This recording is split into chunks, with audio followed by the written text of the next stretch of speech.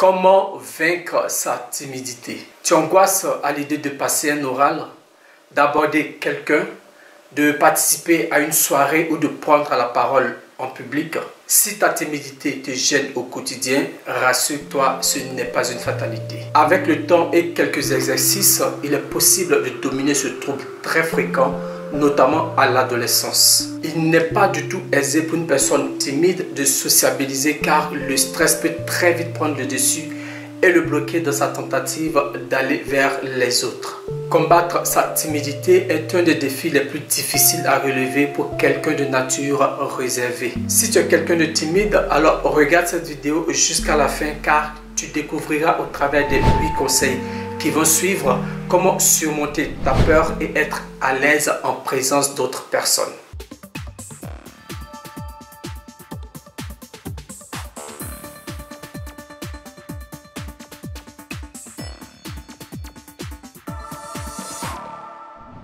Bonjour, j'espère que tu vas bien. Moi, je vais super bien. Alors, avant de poursuivre, je t'invite à t'abonner, à liker, à partager et surtout à activer la cloche de notification pour ne manquer aucune de mes prochaines publications car il y a de très bonnes choses qui arrivent très bientôt.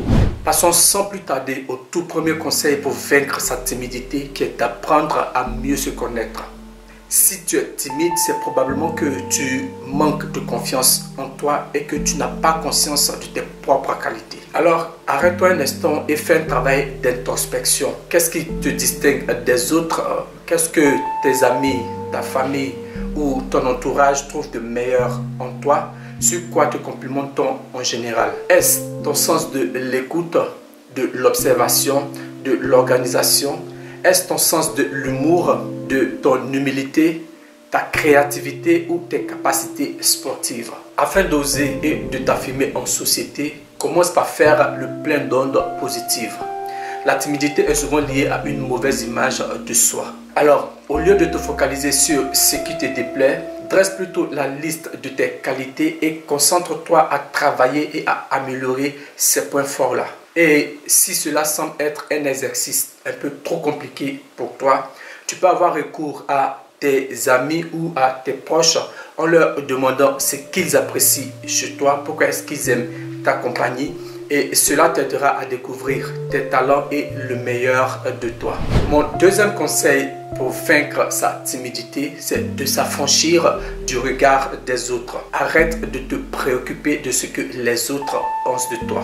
Il est peut-être intéressant de rechercher le regard bienveillant d'un proche ou de personnes de son entourage pour gagner confiance en soi, mais il est aussi nécessaire de se détacher peu à peu du jugement des autres. À force de craindre de leur déplaire, de faire un faux pas ou d'être mal compris, on risque tout simplement de ne plus rien faire et de se replier dans sa coquille. Ceux qui n'osent pas s'exprimer ou s'affirmer vivent dans une totale soumission du regard des autres. Quand j'étais ado, j'étais un grand timide et je passais tout mon temps à m'imaginer ce que les autres pouvaient penser de moi. Mais après, j'ai compris que les gens avaient mieux à faire et à penser que d'analyser mes faits et gestes. Tu peux poser une action et les gens, ils vont te critiquer, ils vont la critiquer là sur le coup, mais après, ils passent rapidement à autre chose. Donc, affirme-toi, exprime-toi, dis ce que tu penses, dis ce que tu ressens. On ne te mettra pas au cachot pour cela. Mon troisième conseil pour vaincre sa timidité, c'est de t'entourer de bonnes personnes. La principale crainte d'un timide lorsqu'il se retrouve dans un groupe de personnes, et même ceux qui ne sont pas timides ont cette crainte-là, c'est de ne pas réussir à s'intégrer et de se retrouver isolé de ce groupe-là. Cette mentalité est contre-productive car c'est justement cette crainte-là qui va te bloquer quand tu vas essayer d'aller vers les autres. Tu seras tellement focalisé sur ton propre comportement que tu n'arriveras pas à trouver une façon naturelle d'aller vers ces personnes-là. Ce que tu dois comprendre, c'est que cette peur-là d'aller vers les autres rendra ton intégration encore plus difficile. Et aussi, sache que tout le monde partage les mêmes craintes que toi et même les personnes qui ne sont pas de nature timide.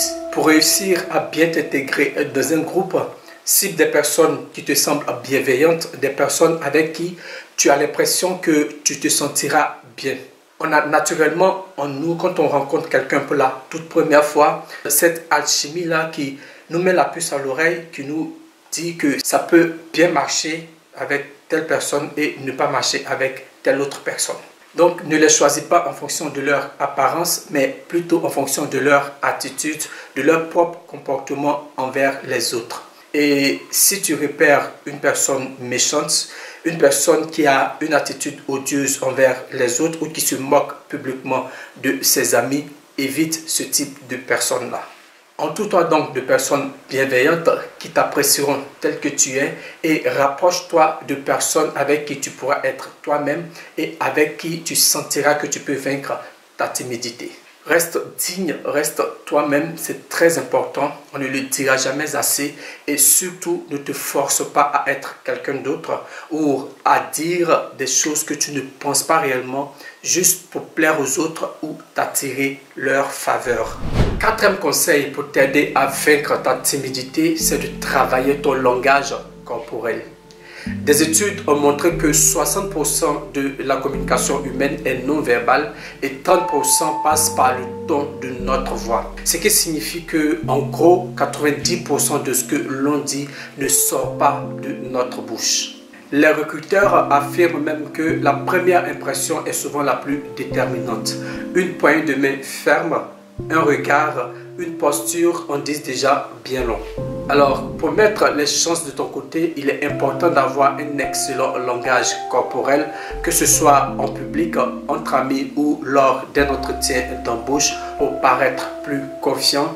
Et cela passe par le fait de garder la tête bien haute, de maintenir une bonne posture, de garder une plus grande ouverture au niveau des pieds.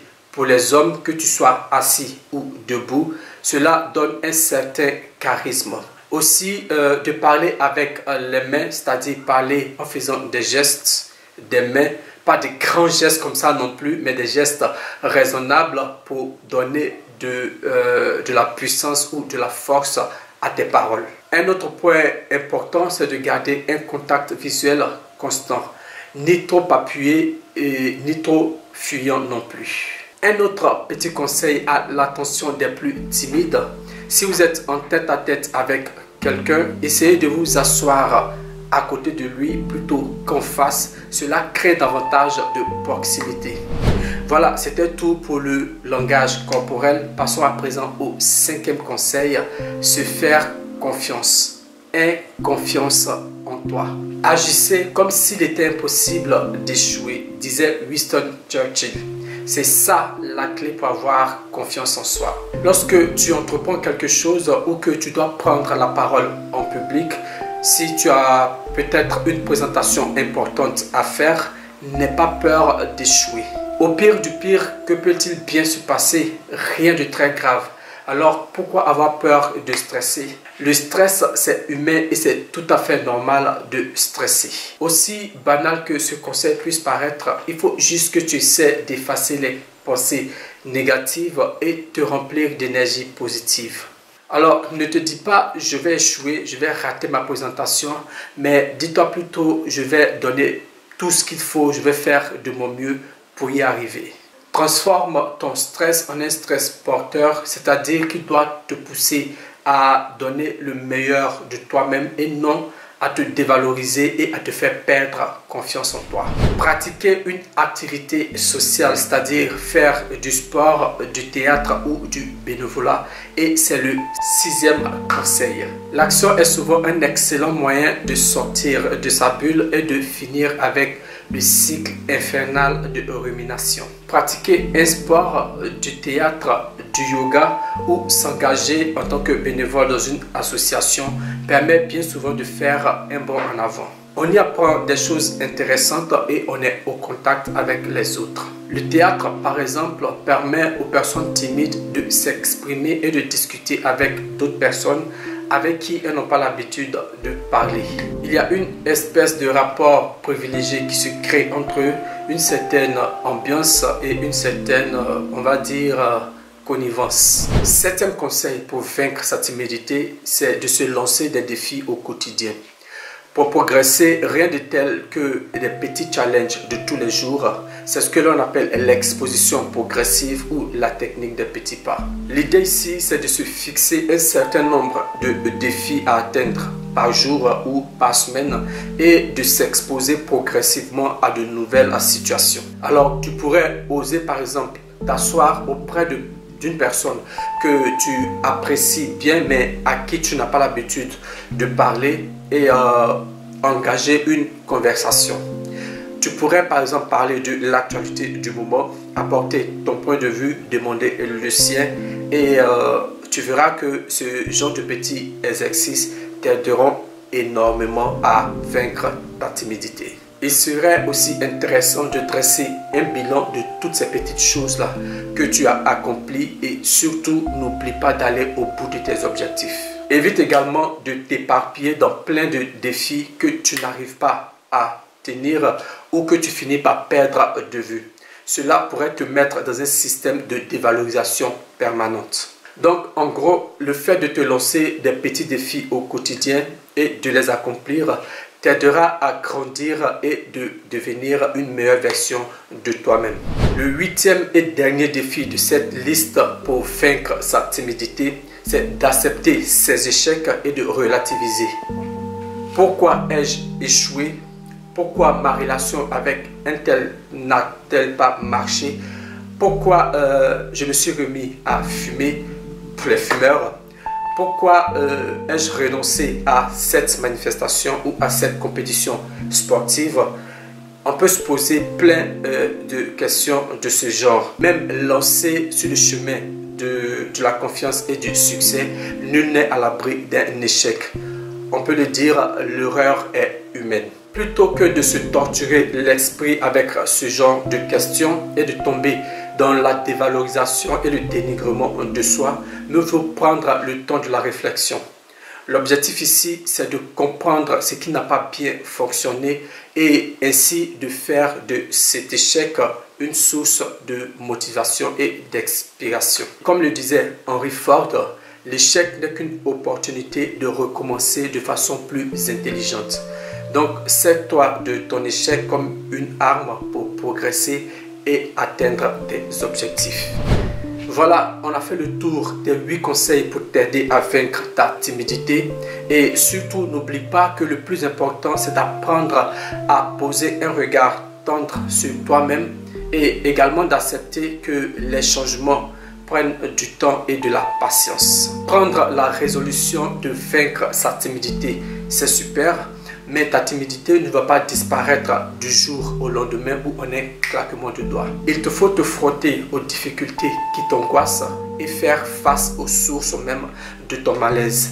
Alors jette-toi à l'eau et commence à t'entraîner tout doucement. On pourrait le dire, c'est en accumulant les expériences que l'on se révèle à soi-même et aux autres. Alors n'hésite pas, fonce, ose. Et pour une personne timide, oser, c'est déjà réussir. C'est la fin de cette vidéo. J'espère qu'elle t'a apporté beaucoup de choses. Ça a été un plaisir pour moi de partager avec toi ces 8 conseils-là. Si tu es une personne timide, j'espère qu'ils te seront utiles. Et aussi, si tu connais des personnes timides dans ton entourage, n'hésite pas à la partager car elle pourra aussi les aider. Et avant de partir, n'oublie pas de t'abonner, de liker et d'activer la cloche de notification pour ne manquer aucune de mes prochaines publications. Bon, je te souhaite d'ici là de passer une excellente journée et je te dis à très bientôt pour une nouvelle vidéo. Ciao!